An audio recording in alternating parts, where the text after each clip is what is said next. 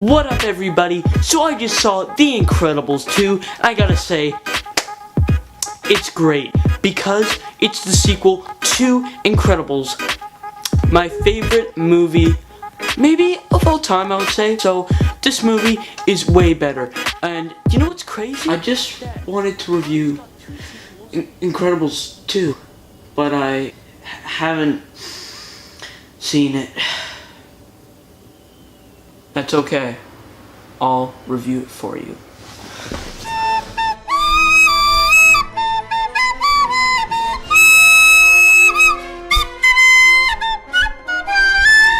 Johnny, where's my review suit? That's not funny. I asked you to get my review suit, not for your opinion. Wait a minute. This isn't my review suit. Honey, where's my actual review suit? You know what? That was your only review suit, okay? Remember? You threw the other one in the wash, and now it's cleaning, okay? So I can't give you the other review suit. Incredibles 2 definitely is the best Incredibles sequel. I'm not going to explain to you what Incredibles 2 is, just because you should know what it is. Incredibles 2, I find, is a tricky film to judge, because if you're judging this film based on the sequel to one of the best animated movies of all time and one of the best Pixar movies, and it's from the studio that made just such other great and highly unique and original stories, this is a letdown. But if you're looking at a fun animated superhero film, it's really good. You're going to hear a lot from other people saying, oh, The Incredibles 2, it's a fun time, which it definitely is, but I think coming from a studio that makes these highly original and unique films that have just something else than just being a fun movie,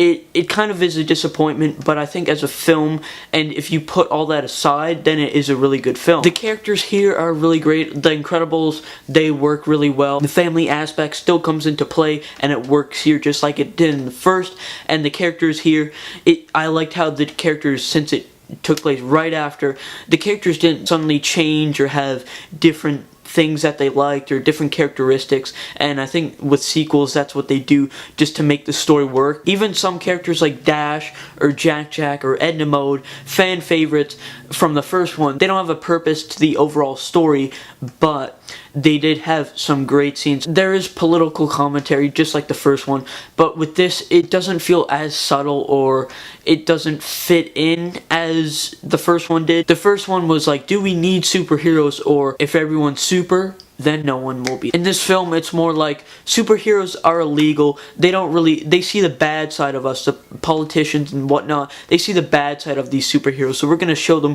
what good we can do. And that's a fine message. I have nothing wrong against that, and it works for the film, but it doesn't feel as subtle as it did in the first one. In this one, it's like there's some sort of woman empowerment kind of woven into this film. It's mainly this one particular discussion between two characters, and it's like, oh yeah, the men, they do all the strong work, and we're doing this work. We're not getting appreciated or whatnot. It was not brought up again throughout the film. The animation here is top notch, really good stuff, and it's slick. Pixar sequels do this thing where the secondary character from the first film is the main character, the main lead in the first one. That's what they did with Monsters University. Mike is the main lead, and that's what they did with Finding Dory with, I forget the character who's the main lead, but also they did it perfectly with Tow Mater in Cars 2. Tow Mater was taking the wheel, and Lightning McQueen was just in the backseat for the whole film. Get it? Because it's a car pun. Yeah, Elastigirl, she is the main character in the film.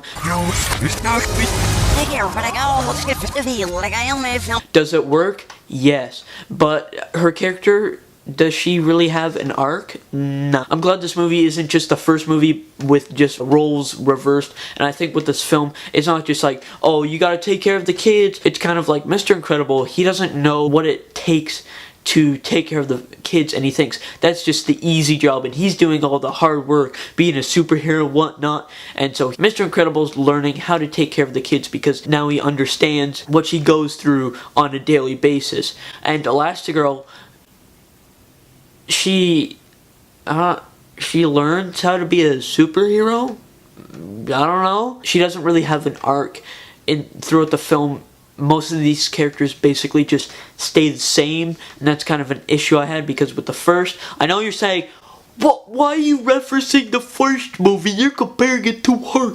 But it's a sequel, okay? So you have to, and directed by the same guy, so you gotta do that. The first one, the characters kind of had this journey, self-discovery, I might add. He's kind of disappearing, and he's like, oh, I want to be a superhero, and oh yeah, go to the good old days. But then he realizes in the first one, he's like, nah, I don't want to, even though I like this life, it's a bit too dangerous, because at the start it was just him being a superhero, but now with his family involved, it's a different story. Scenes with Bob taking care of the kids were pretty funny to watch. Is she having adolescence?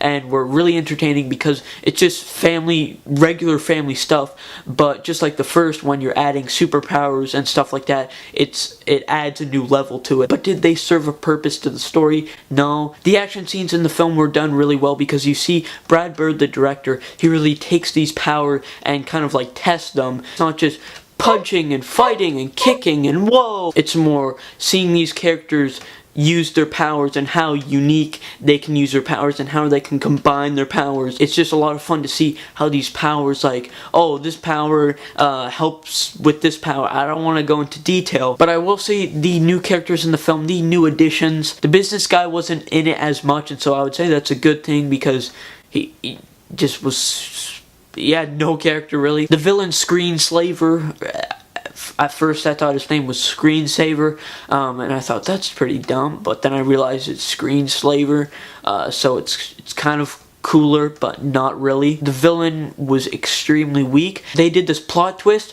where, oh look who the Screenslaver is, but yeah, I could see that plot twist from like